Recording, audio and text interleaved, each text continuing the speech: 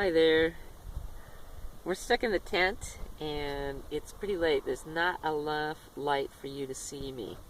I was inspired to talk to you, so I thought maybe I'd give you a light show with the flashlight. Maybe we'll have some fun with light tonight, which is hopefully going to counterbalance my update, because today I had kind of a Murphy's Law day. It was very interesting. I have now gotten back on the carretera with the cart with the new tires that I got in San Luis Potosí that I put on there, and I sold my old tires. And these new tires, yes, they have not gotten any flats, but they are very difficult. It has been very difficult to push the cart. They're heavy. They have a lot of resistance. And I was told in Rioverde by 3 different shops that they were the wrong tires, but nobody had either the time or the inclination to sell me the right tires. So I thought I would carry on with them, but I'm now going back uphill, and it has been very, very physically challenging, very hard. And I started to focus on how nobody would help me, and nobody would sell me the right tires, and I don't understand why. And why did the man in San Luis Potosí not tell me that these were the wrong tires? And why did he buy the other tires from me knowing they were better? And I just got all focused on blaming others. And I was making myself really cranky. So I started to do some chanting and mantras, and that did really help, and it powered me quite a ways today. But it was physically extraordinarily challenging.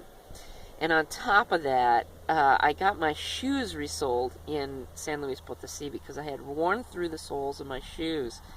And specifically was looking for getting soles that would last me through to get out of the country, so I could buy some more Birkenstocks in the States where they're more readily available. I could have them shipped to me.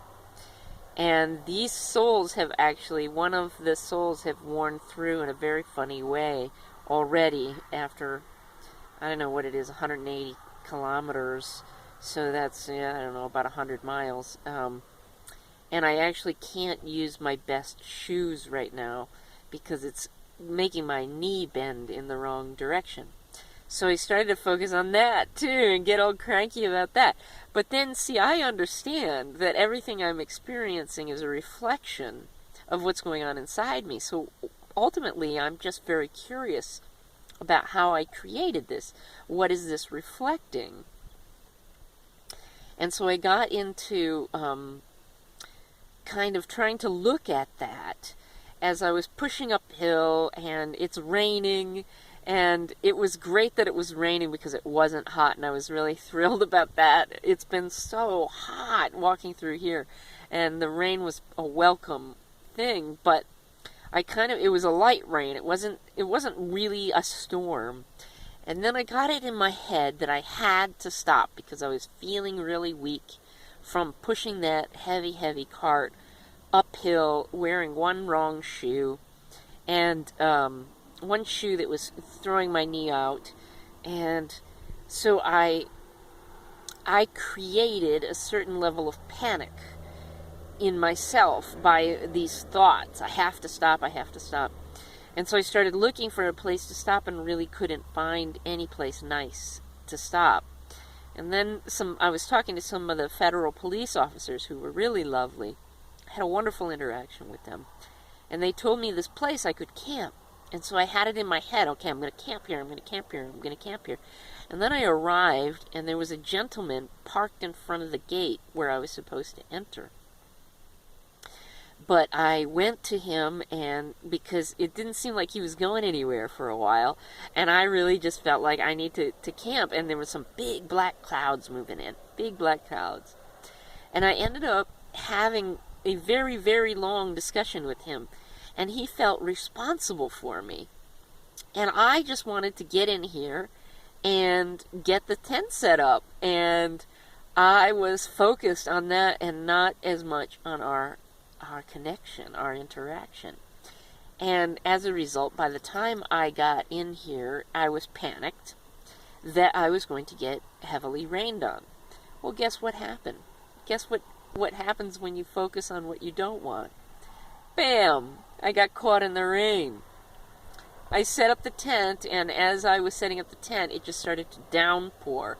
And so everything is wet. Everything is muddy.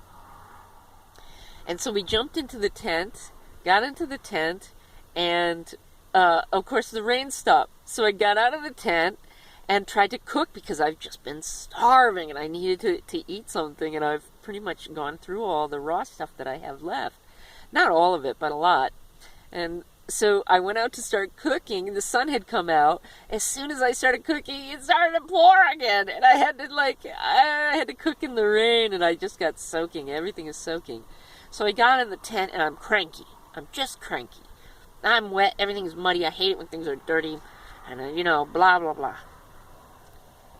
But at the same time, I'm laughing at myself as I'm thinking these thoughts. I really can't take myself too seriously in these situations. And I got in the tent, and there's nothing to do. And that's one of the most important parts of this whole experience, is I have removed distractions. When you remove distractions, you become very, very aware of your thoughts. And that awareness is an incredible gift that you can use to control or to guide your thoughts, to be more in charge of your thoughts. So I'm in the tent and I'm watching my thoughts because there's nothing else to do. I'm just laying here. And I start to realize so many things. One of the things I realize is that my thoughts created today's suffering. I suffered physically today. My thoughts created that. Interestingly enough, the suffering led me to a position of surrender, where I needed to just lay here and surrender to my suffering. Just feel my pain, feel my grouchiness, be with it. That point of surrender then led me to greater spiritual growth. It led me to revelations and understandings that I needed to have.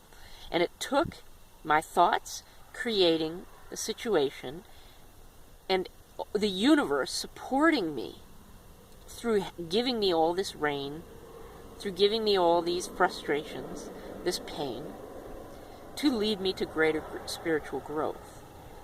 So essentially what I'm saying here is, even negative thoughts lead to greater spiritual growth.